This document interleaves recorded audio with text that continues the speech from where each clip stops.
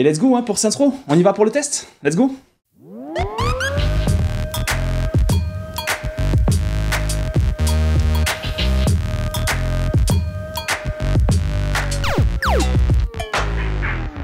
Aujourd'hui, je vous propose de parler guerre de gang, course-poursuite, monde ouvert. On va découvrir le nouvel opus et reboot total de Saints Row, jeu qui est édité par Deep Silver, développé par Volition, disponible le 23 août sur PS4, PS5, Xbox One, Xbox Series X, Series S, PC, Google Stadia. C'est Lilian et bienvenue dans l'Instant Gaming où nous allons parler de Saints Row. Rapidement, pour vous parler de Saints Row, sachez que c'est une licence de jeu de tir à la troisième personne, monde ouvert, action-aventure. Les précédents opus sortis par le passé étaient vraiment très orientés gangster, guerre de gang, jusqu'à aller sur un délire beaucoup plus loufoque. Aujourd'hui, ce nouvel opus de Saints Row est un reboot total de la licence, ce qui veut dire qu'il n'a aucun lien avec les précédents opus. Par contre, on revient vraiment aux fondamentaux avec la guerre des gangs, et toujours ce côté très décalé, humoristique, qui font aussi le charme de la série. Côté scénario, vous allez incarner un personnage qui cherche un sens à sa vie, très peu d'argent, qui va perdre son boulot rapidement dans l'histoire, mais qui va décider de se relever, de prendre son destin en main. Il va carrément créer son propre gang, les Saints. Vous allez devenir le boss de votre propre organisation au fur et à mesure de l'histoire, en sachant que vous évoluez dans la ville de Santo Ileso, une ville qui est dirigée par 3 gangs qui prospèrent, et vous allez être accompagné de 3 acolytes qui proviennent de ces 3 gangs différents, qui vont rejoindre votre organisation, et votre objectif sera de devenir le boss de Santo Ileso. J'ai oublié de le préciser, mais vous pourrez jouer en solo ou faire de la coopération sur le mode histoire directement, c'est toujours plus fun avec un ami. D'ailleurs, concernant la ville de Santo Ileso et sa région, c'est votre terrain de jeu, une région qui est quand même assez vaste sur laquelle vous allez pouvoir vous amuser. C'est une région qui est inspirée du sud-ouest des États-Unis et notamment de la région de Las Vegas. Toutes sortes d'activités vous seront proposées, vous n'aurez pas le temps de vous ennuyer, il y en a une multitude, et puis surtout il y aura les fameux 3 gangs qui vont venir vous embêter tout le long de votre aventure et qu'il va falloir bien démolir. D'ailleurs, concernant les 3 gangs qui sont à Santo Ileso, vous allez retrouver les Idols. Ils sont fans de néon, beaucoup de lumière sur eux à chaque fois, ça va, ils sont plutôt mignons. À côté de ça, vous avez les Los Panteros. Alors attention, ceux-là, ils sont très dangereux, très agressifs. Ils vont vous attaquer à la moindre occasion, donc faites bien attention. Et en troisième, vous allez retrouver The Marshall Defense Industry. C'est une organisation militaire qui est censée lutter contre les gangs, mais qui, lorsque vous allez créer votre propre gang, forcément, vont vous embêter.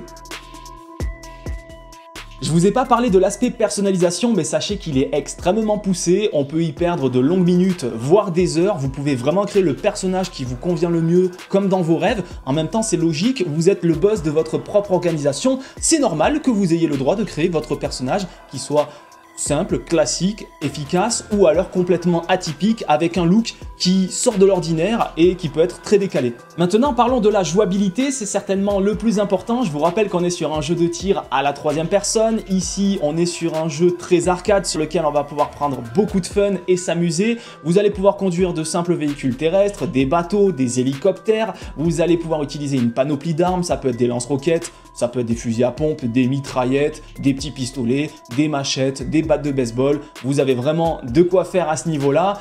Vous allez en général éliminer beaucoup de monde, vous aurez une barre de santé, il faudra faire attention à ce qu'elle ne tombe pas à zéro, sinon c'est game over. Plusieurs manières de la recharger, la première c'est de ne faire aucune action pendant un certain temps et de ne pas subir de dégâts. La deuxième, vous pouvez augmenter cette santé maximum également en montant de niveau dans le jeu ou alors en débloquant et en équipant des atouts ou des compétences aussi, ça on y reviendra un peu plus tard. Mais surtout, vous avez une mécanique qui a été implantée et sur le centre inférieur de l'écran, vous avez un losange violet. Lorsqu'il est rechargé à 100%, vous pouvez au corps à corps face à un ennemi déclencher ce qu'on appelle un finish avec une action complètement hilarante qui viendra restaurer votre santé complètement. Et en vrai, elles sont plutôt fun. Je vous parlais des atouts et des compétences, vous avez un sous-menu dans le jeu qui est votre téléphone. Votre téléphone vous permettra d'accéder à la map, de voir toutes sortes d'activités qui est proposées dessus, qui sont différenciées par différents codes couleurs. Le code violet, c'est en général vos planques, votre base, ça peut être un garage également aussi, puisque vous allez pouvoir customiser quand vous allez monter en niveau vos véhicules. Vous allez retrouver en code couleur bleu en général des activités secondaires, ça peut être quelques courses-poursuites, ça peut être tout simplement de faire des tours de circuit, ça peut être tout simplement d'aller à un point et éliminer quelques personnes, tout dépend, il y a pas mal d'activités proposées. Vous avez le code couleur vert, ce sont en général les boutiques, vous allez retrouver les boutiques d'armes pour vous équiper comme il faut avant d'aller sur une mission, vous allez retrouver les boutiques pour faire des tatouages par exemple, ou d'autres boutiques qui vous permettront de personnaliser votre personnage, boutique de vêtements pour en acheter et construire votre personnage comme vous le souhaitez. Vous avez également le code couleur jaune qui va vous demander de vous rendre à un lieu bien précis, soit de prendre une photo d'un paysage, en général qui vous donnera de l'expérience et de l'argent. Vous pourrez fouiller des poubelles, trouver des objets, récupérer de la drogue, etc. etc. Beaucoup d'activités à ce niveau-là aussi. Et d'ailleurs, toutes ces activités sont considérées comme des défis puisque la map est divisée en 9 parties dans laquelle il faudra réaliser tous les défis possibles pour engranger un maximum d'expérience. Vous avez l'onglet compétences pour y revenir justement. Dans l'onglet compétences, quand vous allez monter en niveau ou en réalisant certaines actions, vous allez pouvoir en équiper jusqu'à 4 que vous pourrez utiliser en pleine action. Il faudra patienter pendant un certain laps de temps avant de pouvoir les réutiliser. Ça peut être un lancer de grenade, ça peut être une fumigène, ça peut être un boost de défense, ça peut être un boost offensif aussi. Voilà, il y en a une multitude. Au fur et à mesure que vous allez monter en niveau, eh bien vous allez en débloquer de nouvelles qui forcément seront plus intéressantes. Et pour les atouts, eh bien c'est un peu le même principe. Vous pouvez équiper des atouts, alors eux, il n'y a pas besoin de les utiliser, vous les équipez et directement ça vous donne votre bonus. J'ai oublié de vous parler d'une activité importante et considérée comme un défi dans les différentes régions de la map aussi, c'est l'onglet Wanted sur le téléphone, où en fait vous allez sélectionner une cible qu'il faudra abattre. Alors attention parce qu'il y a des cibles qui sont plus ou moins faciles à éliminer, et il y en a d'autres qui peuvent être très coriaces, tout dépend de la difficulté que vous avez choisie aussi lors de votre aventure. Vous pouvez vraiment jouer pour le fun avec une difficulté très basse, mais également avec une difficulté très élevée, avec laquelle il faudra faire très attention parce que les ennemis deviennent très forts.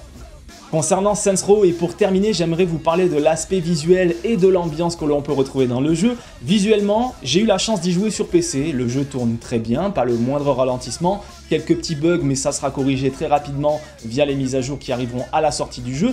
Et puis surtout, le jeu est beau dans son ensemble, il a son propre style et on s'y fait très rapidement.